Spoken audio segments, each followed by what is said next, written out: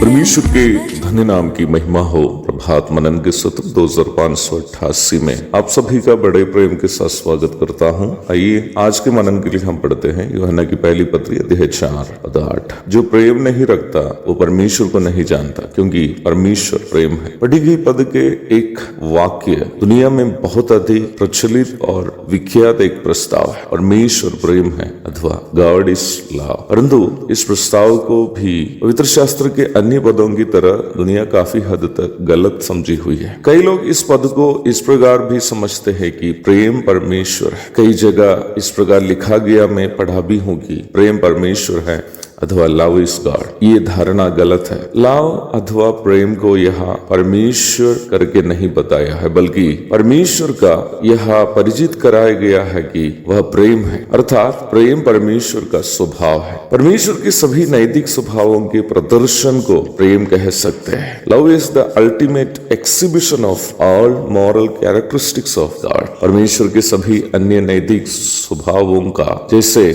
भलाई, धीरज, कृपा इत्यादि के भी मूल कारण और उद्गम उनका प्रेम है। बाइबल नया नियम की मूल भाषा यूनानी में यह प्रेम के लिए उपयोग किया गया शब्द अगापे है, जो नया नियम के अन्य भागों में भी परमेश्वर के प्रेम को सूचित करने के लिए इस्तेमाल किए हुए आप देख सकते हैं। अगापे यूनानी भाषा में एक स्वार्थ रहित, त्यागपूर्ण एवं चिरस्थायी प्रेम को सूचित करता है। स्वार्थ रहित का मतलब है अपनी भलाई नहीं चाहने वाला और केवल अगले की भलाई चाहने वाला। त्यागपूर्ण का अर्थ है अगले की फायदे के लिए स्वयं नुकसान सहने वाला। चिरस्थायी का अर्थ है कभी खत्म नहीं होने वाला। Agape in Greek represents selfless, sacrificial and never ending love, अर्थात ये मनुष्य का प्रेम को नहीं बल्कि परमेश्वर का अतुल्य प्रेम को सूचित करता है। कहने का यह भी तात्पर्य है कि यह प्रेम सिनेमाओं एवं धारावाहिकों में जवान लड़के और लड़कियों के बीच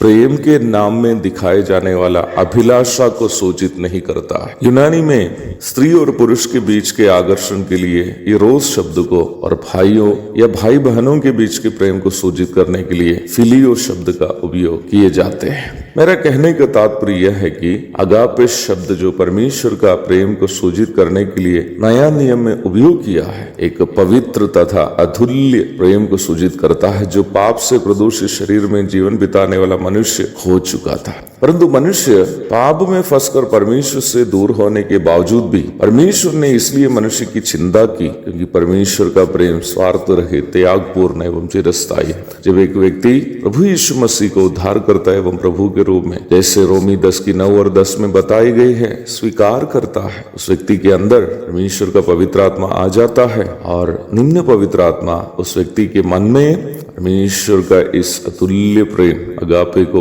उंडेलने लगता है। फिर अध्याय 1:13-14, रोमी 5:5। जब तक एक व्यक्ति वास्तव में उद्धार का अनुभव नहीं करता है, वो कभी भी परमेश्वर के इस महान प्रेम न प्राप्त कर सकता है, न उसे दूसरों के साथ साझा कर सकता है। इसलिए प्रेरित यूहन्ना यह स्पष्ट किया है कि जो प्रेम नहीं रखता वो परमेश्वर को नहीं जानता, क्योंकि परमेश्वर के सभी नैतिक स्वभावों का प्रदर्शन इस अगापे प्रेम ही है। एक और शुभ दिन की धन्य कामनाओं के साथ आज का मनन में यह समाप्त करता हूँ। प्रभु आप सबको आशीष दे। आमीन।